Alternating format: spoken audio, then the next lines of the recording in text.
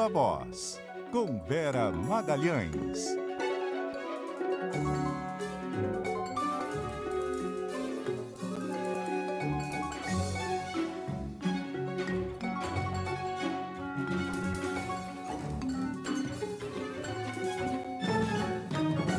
Vera Magalhães, muito boa noite, tudo bem? Oi, Débora, boa noite para você, para Carol, para os ouvintes, também para quem nos assiste. Oi, Vera.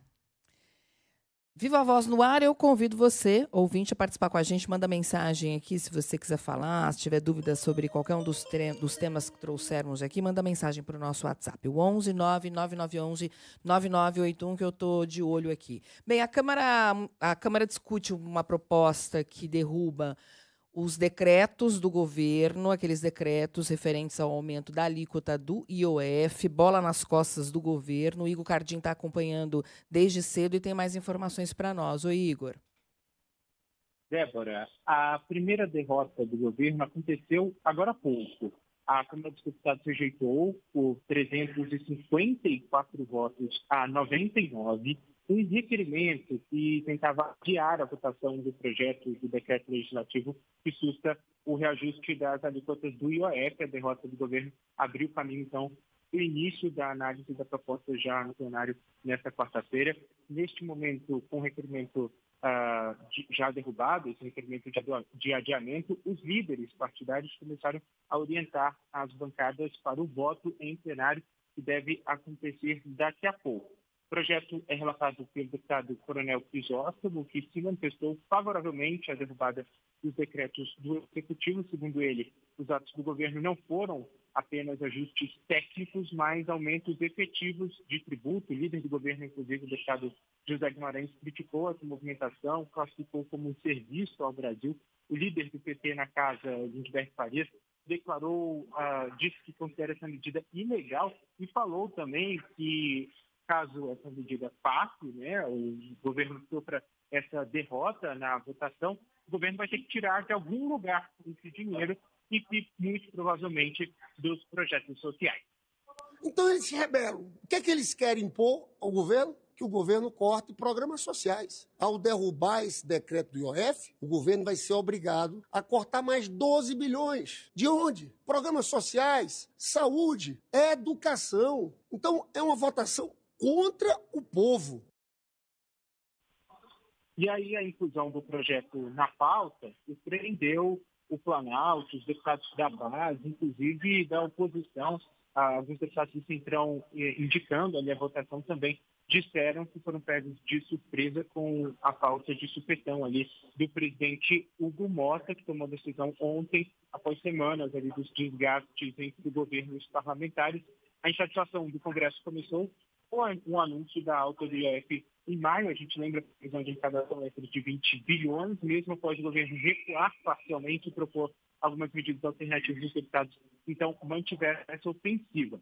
Mais cedo, o presidente Lula, em um evento ali ligado à área energética, chegou a sair em defesa dos ministros, disse que quem manda no governo é ele, que o ministro Fernando Haddad, que essa medida do ministro Fernando Haddad não afetava o povo, mas, por enquanto, ainda não deu certo. A gente tem um trechinho da fala do presidente Lula. A gente poderia estar discutindo aqui 20%, poderia estar discutindo mais, mas muitas vezes as pessoas pensam com o fígado, pensam com o intestino, não pensam com a cabeça e faz prevalecer a ideia de uma pessoa. Aí eu sou ministro tal, eu não quero que faça e não faz. No meu governo, ministro não decide o que faz. Ministro decide o que vai apresentar para mim. E quem decide se vai fazer ou não sou eu, ouvindo muitas outras pessoas.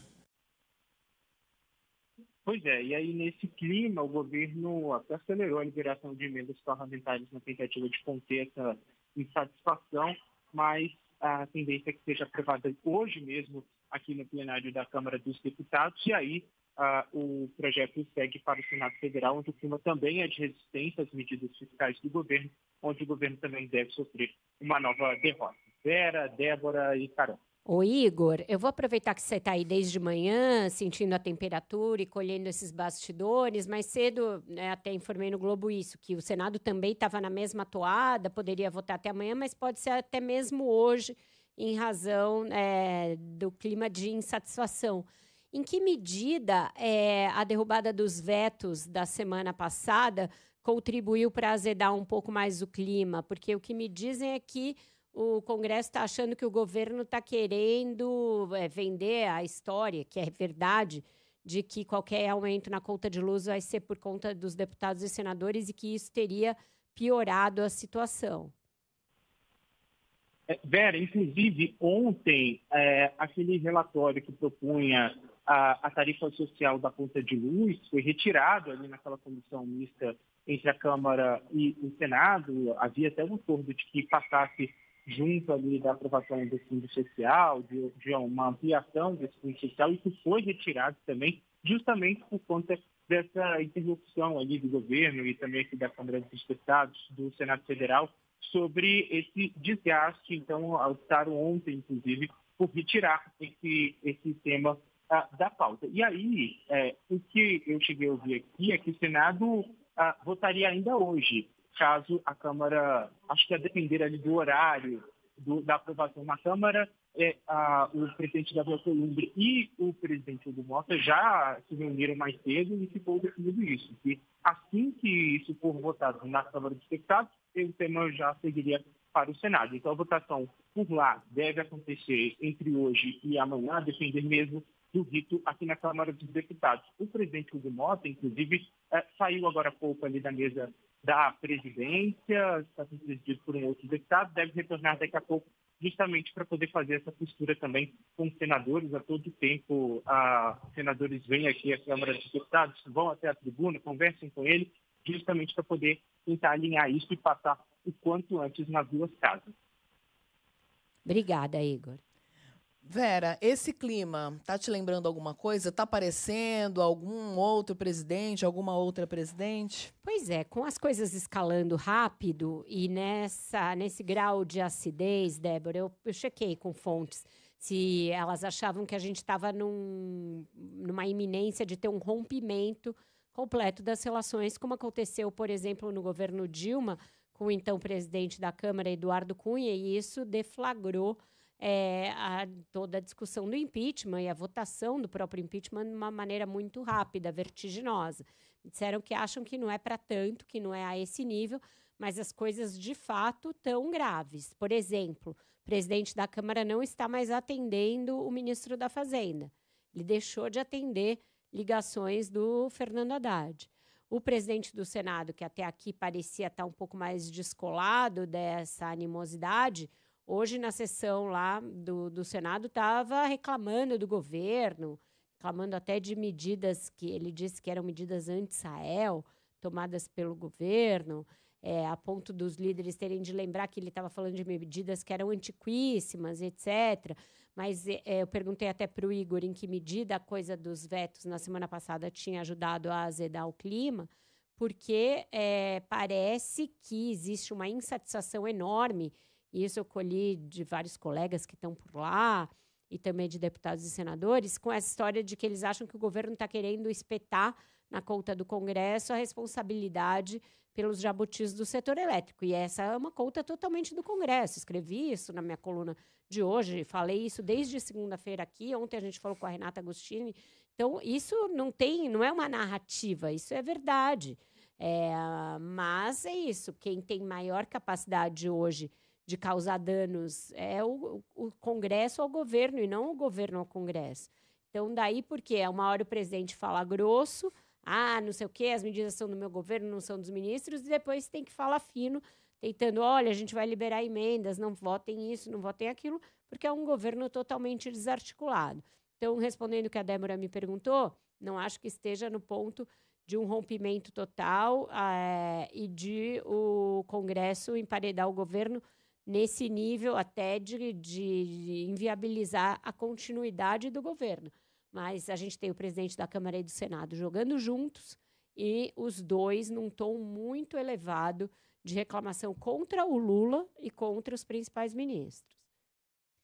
E tem também no pano de fundo a queda de braço eterna do Alcolumbre com o ministro de Minas e Energia, Alexandre Silveira, né, Vera? Justamente aí a gente está falando de setor elétrico e a gente sabe que eles têm embates em várias áreas, nomeações e questões diversas, né? Eles só concordam que tem que explorar a margem equatorial. Acho que é o único assunto no qual eles convergem, mas todo o resto é divergente.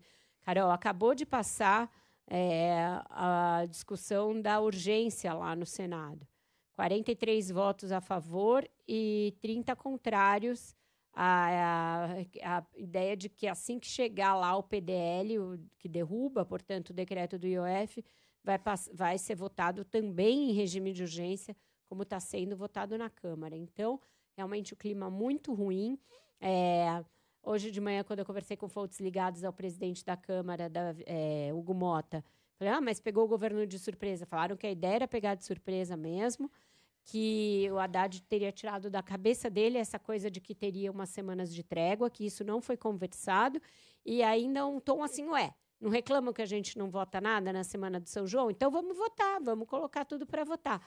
Então, realmente, muita insatisfação, uma insatisfação difusa, até difícil de entender o porquê, mas agora vai votar o mérito na Câmara daqui a pouco. A gente talvez ainda no curso do Viva Voz tenha essa votação e o Senado acaba de aprovar, portanto, a urgência. Agora, Vera, embora não deva haver um rompimento total, até que ponto essa animosidade contamina outras pautas importantes que o governo precisa da ajuda do Congresso? Contamina total, Débora. Eles colocaram uma série de medidas provisórias para votar também. A ideia era mostrar, olha, estamos proativos na semana do São João e até votar algumas medidas que são de interesse do governo, votar e aprovar. Mas eu não sei se com as coisas escalando nessa velocidade, Lindbergh reclamando do Hugo Mota, não vão até derrubar as medidas provisórias. Então, é um momento que o governo deveria torcer para não votar mais nada, deixar começar o semestre que vem, tentar tirar esse clima do caminho, porque talvez, se botar para votar outras medidas, o governo sofra outras derrotas. O Lindbergh foi bem duro nas palavras, né? Falou que foi um erro, que parece uma provocação infantil a escolha do Coronel Crisóstomo para ser o relator desse projeto. Aí falou que estava sendo duro nas palavras porque, palavras dele, não nos resta outra alternativa. E o Hugo Mota é uma coisa que ele veste a carapuça, é esse negócio de infantil, porque pelo fato dele ter 35 anos, sempre que vem esse tipo de adjetivo, ele fica muito irritado. E teria sido uma das razões dele se afastar muito do Haddad, que ele acha que notas nesse sentido, molecagem, infantil, esse tipo de adjetivação, tem a digital do ministro da Fazenda, no entendimento dele. Vamos para o nosso próximo assunto, gente, porque também tem expectativa de votação daquele projeto que aumenta o número de deputados, votação no Senado, né, Samantha Klein? Conta pra gente. Isso, Carol. Pois ao mesmo tempo em que o Congresso vem cobrando do governo medidas estruturantes de corte de gastos e também deve derrubar esse decreto do IOF, o Senado deve votar sim hoje o projeto que aumenta de 513 para 531 número de vagas para deputados federais. Como a Vera já tinha citado aí há pouco tempo, foi derrubado agora há pouco tempo um requerimento que pretendia retirar esse projeto da pauta e, portanto, segue essa discussão. Caso aprovado, o projeto deve gerar um impacto de pelo menos 150 milhões de reais por ano. Por que isso? Porque a gente tem que considerar o efeito cascata sobre as assembleias legislativas. O governo vem afirmando que esse é um tema dos partidos e que não cabe interferência, enquanto o presidente Davi Alcolumbre garantiu que essa pauta está mantida, tanto é que esse requerimento acabou de ser derrotado e a discussão prossegue. Vale lembrar que na Câmara o placar foi bem apertado em maio, foram 270 votos a favor e 207 contrários. E esse texto cria novas vagas a partir das eleições do ano que vem, justamente para a representação de 9 estados. O impacto orçamentário somente da Câmara estava estimado em 65 milhões de reais. A Câmara alega que não haverá custos adicionais, Mas temos que lembrar que se forem criadas outras 30 vagas, pelo menos nas assembleias legislativas, é que teremos esse custo adicional de 150 milhões. O Congresso, por sua vez, corre contra o tempo, porque termina no dia 30 o prazo determinado pelo Supremo Tribunal Federal para que o Congresso faça uma revisão do número de parlamentares com base no censo do IBGE de 2022, lembrando que o STF não pede aumento de vagas, mas uma redistribuição das cadeiras. A resistência, ela vai para fora do Congresso também. Vale lembrar que uma pesquisa Datafolha, divulgada pela Folha de São Paulo na semana passada, mostrou que 76% dos brasileiros são contrários a esse aumento do número de deputados.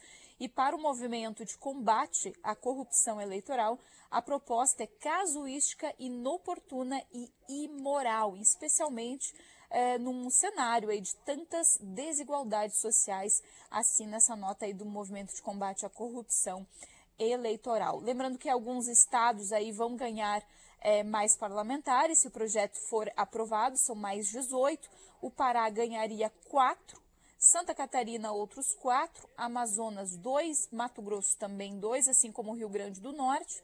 Já os estados do Paraná, Ceará, Goiás e Minas Gerais ganhariam mais um deputado. E a tendência é de aprovação, apesar dessas resistências. Com vocês. Obrigada, Samantha. É isso, né, Vera? O Congresso não quer ficar com a pecha de aumentar gastos, de aumentar a conta de luz, mas em benefício próprio, aí a conversa é outra, né? Eles estão bravinhos, certamente, porque a maré da opinião pública começou a voltar para o lado deles. Eles estavam muito quietinhos ali, fazendo as coisas, e todo o ônus recaindo sobre o governo federal. Que é até uma incongruência dos nossos dias, em que tudo parece ser culpa do governo federal, como eu escrevi na coluna hoje. Aí, como veio muita coisa junta, não dá para eles se esconderem atrás da moita. Vai aparecendo, os jabutis começam a aparecer, e começam a aparecer também aos olhos do eleitor, aos olhos da opinião pública. Então, eles parecem muito irritados, porque estava tranquilo fazer as coisas ali na surdina e o governo federal ficar levando toda a lambada. Então, eles vão continuar dobrando a aposta? Vão continuar esticando essa corda? Parece que sim.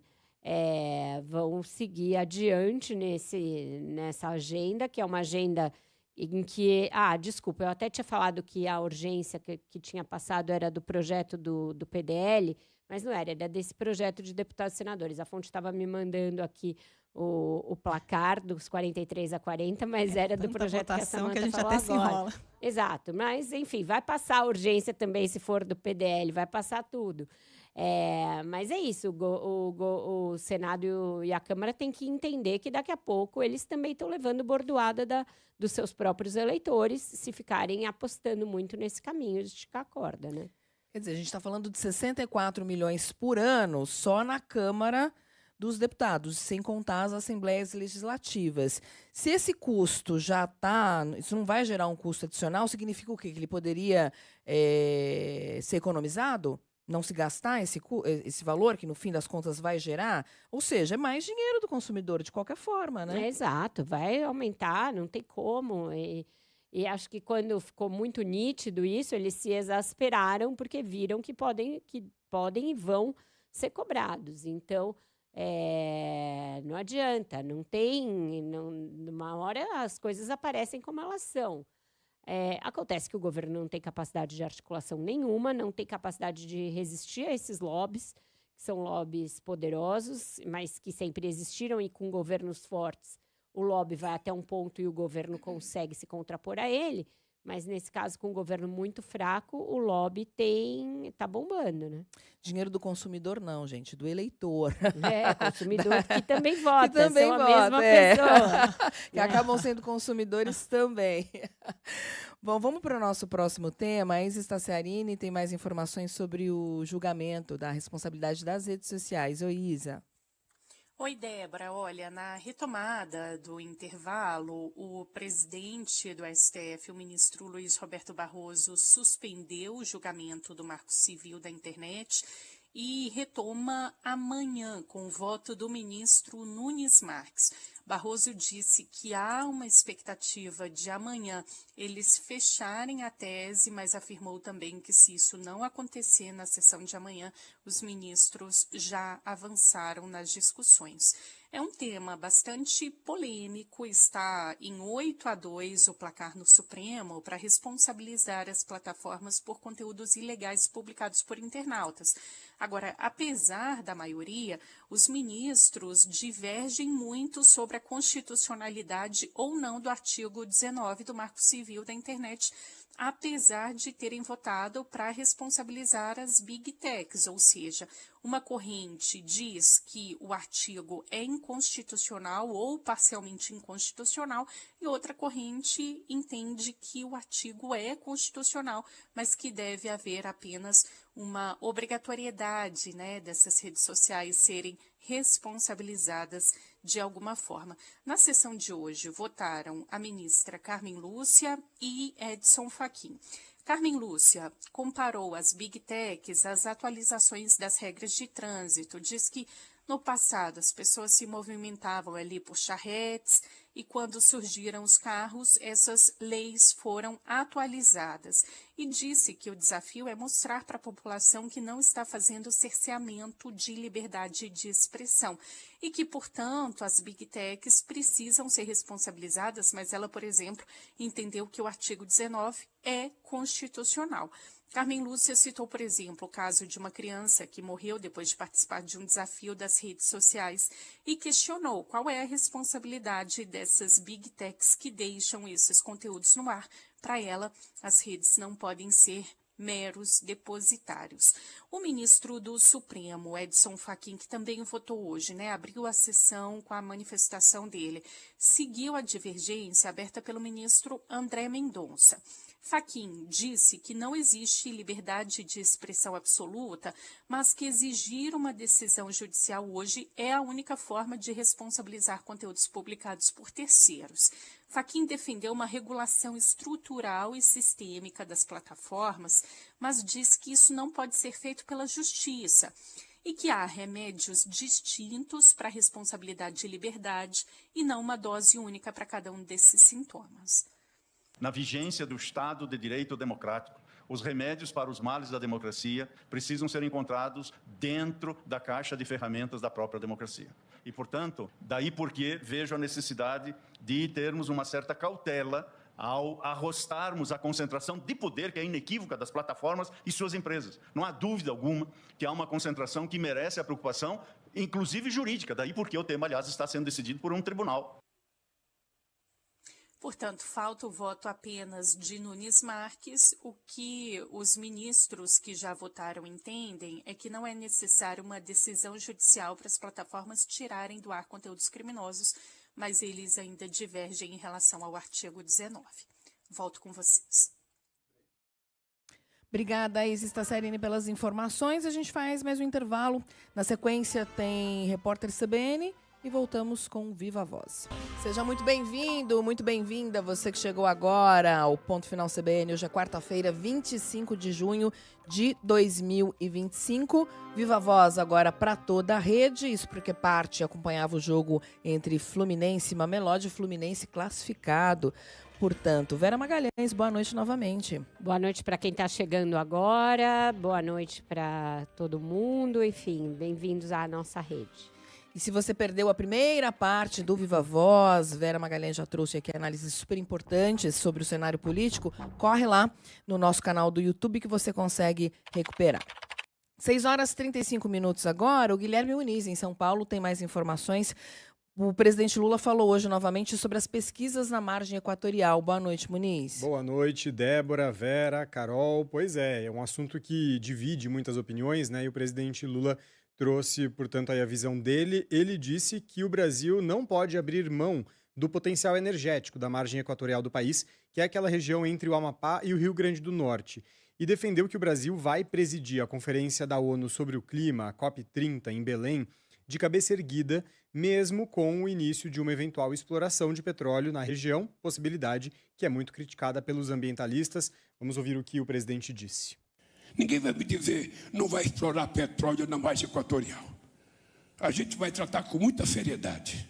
A gente quer pesquisar, a gente quer ver se tem, e se tem, vamos tratar, porque será o uso do petróleo que vai garantir o financiamento para esse país e para o mundo fazer a transição ecológica definitivamente e abrir mão do combustível fóssil, quando a gente estiver pronto para respirar do outro lado.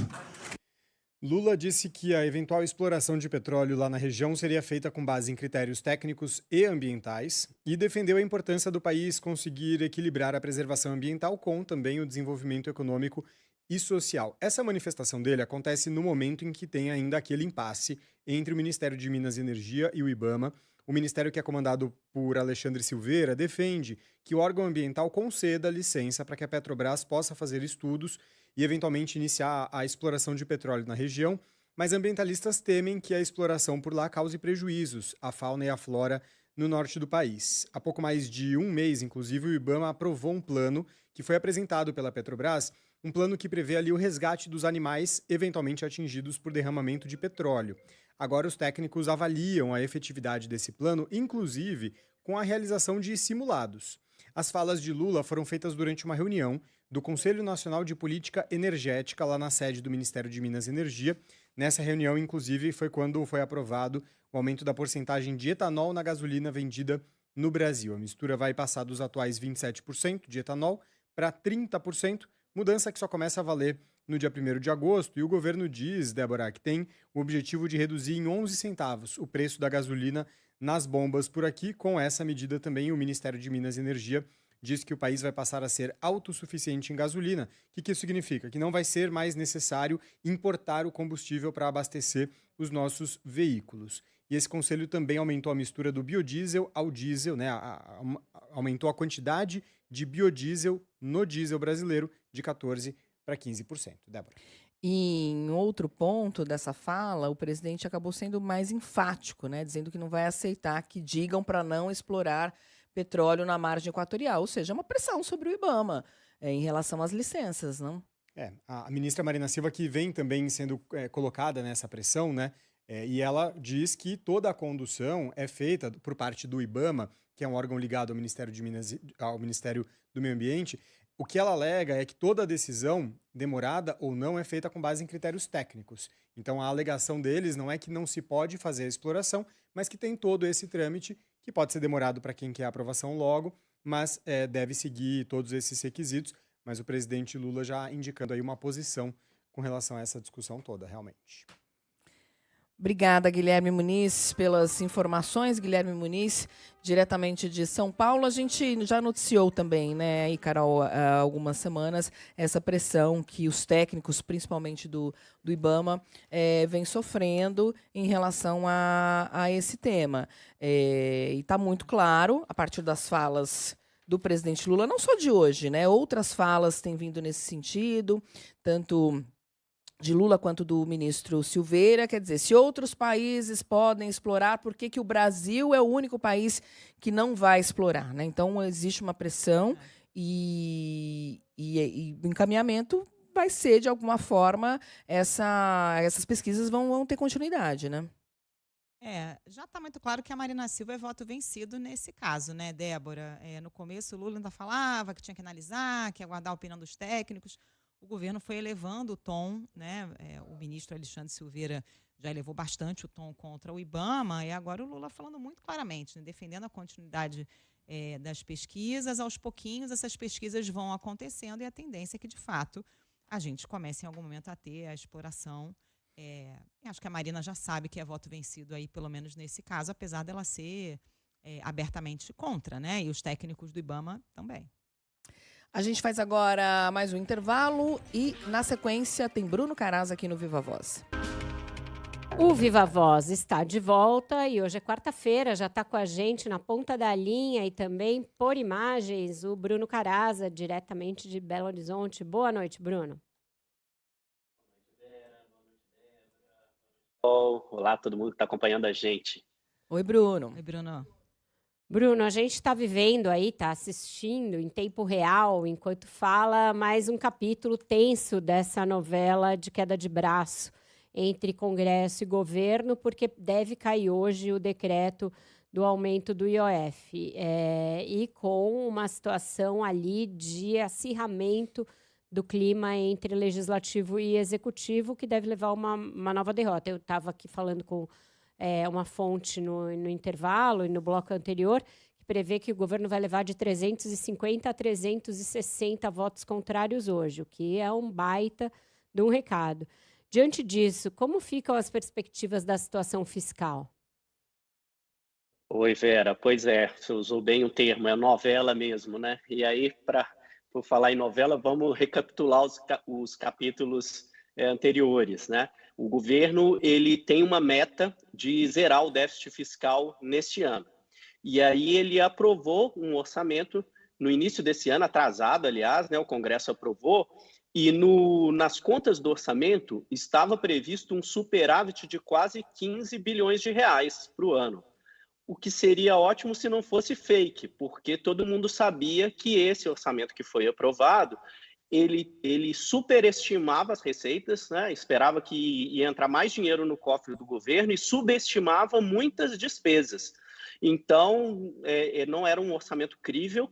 E aí o governo resolveu, em maio desse ano, né, 22 de maio, ele se reuniu, né, o Ministério do Planejamento, o Ministério da Fazenda, e eles resolveram fazer uma avaliação realista das contas públicas, e eles chegaram à conclusão de que, ao contrário de um superávit de 15 bilhões, haveria, na verdade, era um déficit de 72 bilhões. Então, é uma diferença brutal.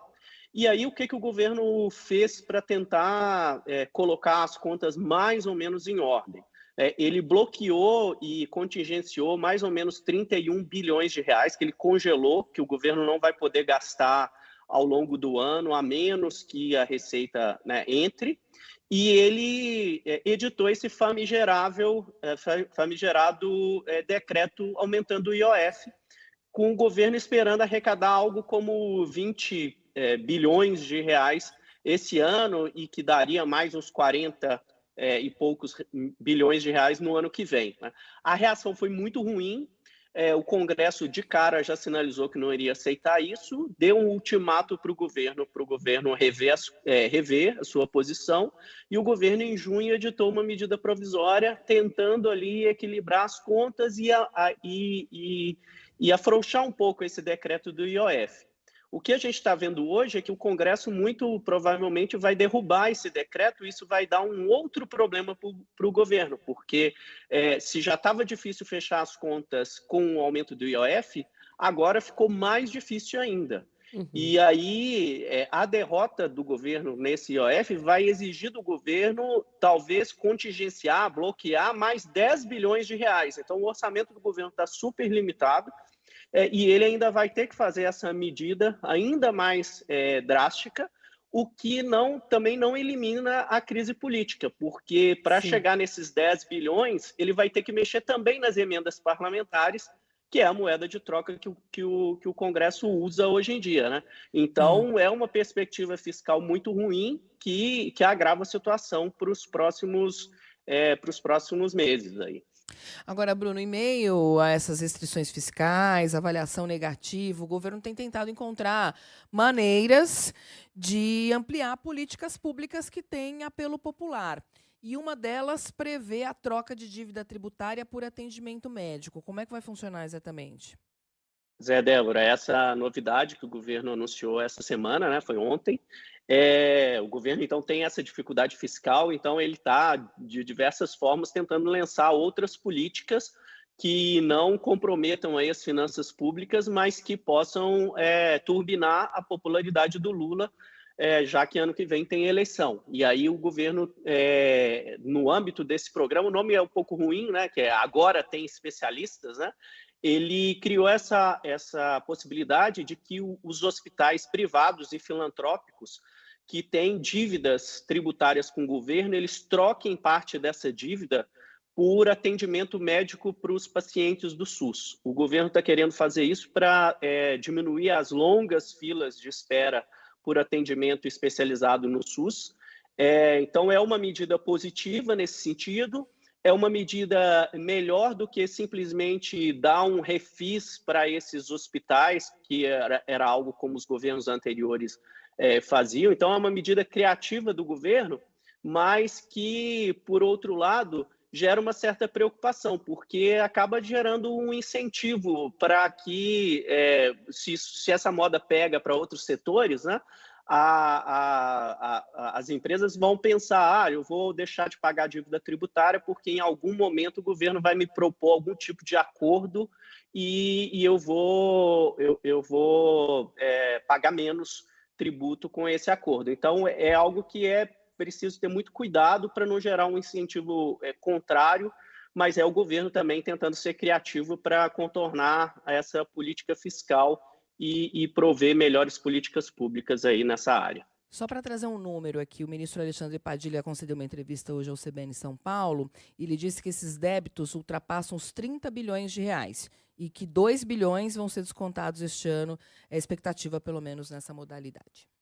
O governo parece que são 34, acho que é o número correto mesmo, redondo.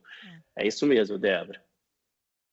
O Bruno, e além dessa questão fiscal, o governo também está preocupado com os efeitos do preço do petróleo sobre a inflação, né? Quais são as perspectivas nessa área? Pois é, tudo isso que está acontecendo lá fora, né, no Oriente Médio. O Oriente Médio é o grande produtor, um grande produtor mundial de petróleo. Aquela região lá onde está o conflito com o Irã produz algo como 1/3 do petróleo mundial. Então, isso gera incerteza, apesar de ter tido esse cessar-fogo, há incerteza, né? A paz não está resolvida lá. Os preços do petróleo continuam pressionados e isso, mais cedo ou mais tarde, acaba repercutindo aqui, né? Apesar da Petrobras ela ser uma empresa estatal, ela tem muitos investidores privados.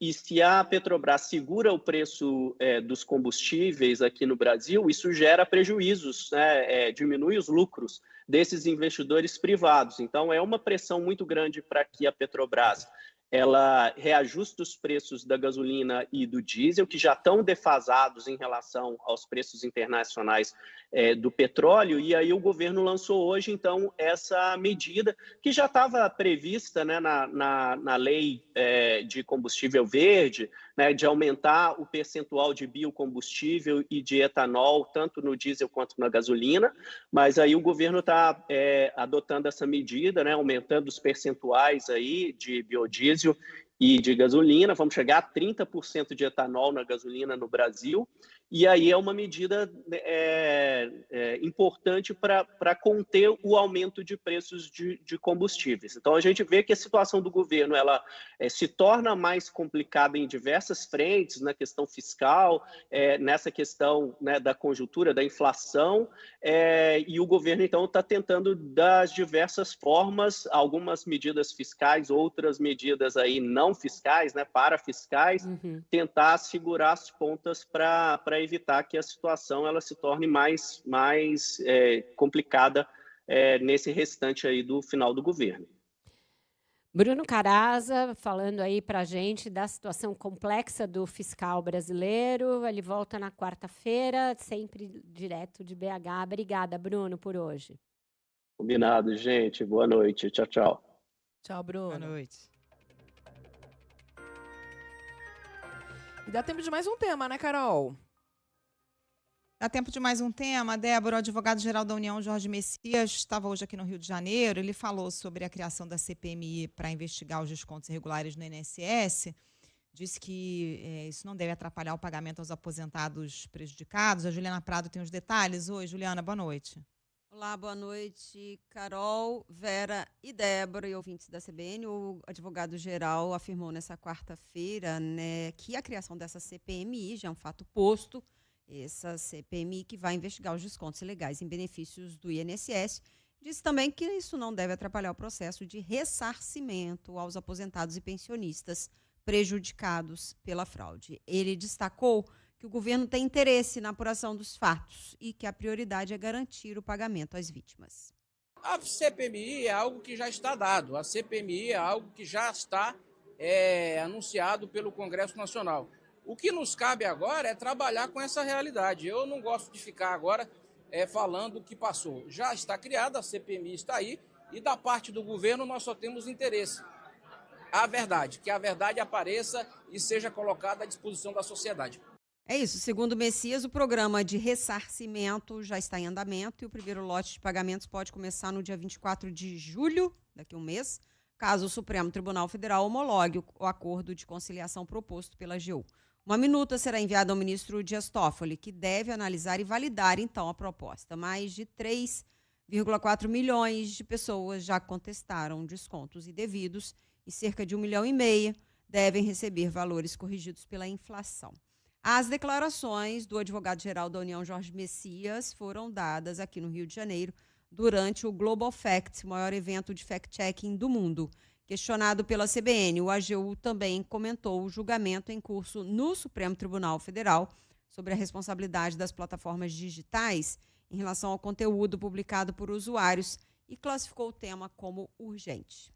A necessidade urgente que nós temos de ter o tema tratado pelo Supremo Tribunal Federal, já que existem práticas de violação de direitos ali sendo perpetradas com a utilização dessa tecnologia em benefício de um negócio. A grande virada nessa discussão é a regulação do negócio, porque o negócio ele possui interesse econômico. A partir disso, ele pode adotar estratégias de maximização do seu resultado a despeito de preceitos éticos, de resguardos dos interesses de populações vulneráveis e de estímulo a práticas ilícitas e às vezes até criminosas.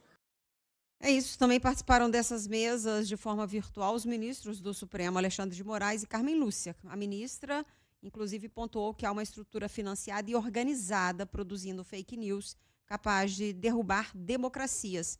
O ministro Alexandre de Moraes relembrou a gravidade da tentativa de golpe do dia 8 de janeiro, que foi organizada e difundida por meio das plataformas digitais. Carol. Obrigada, Juliana. É isso, gente. O AGU falando meio óbvio, né? Que a CPI é um fato dado.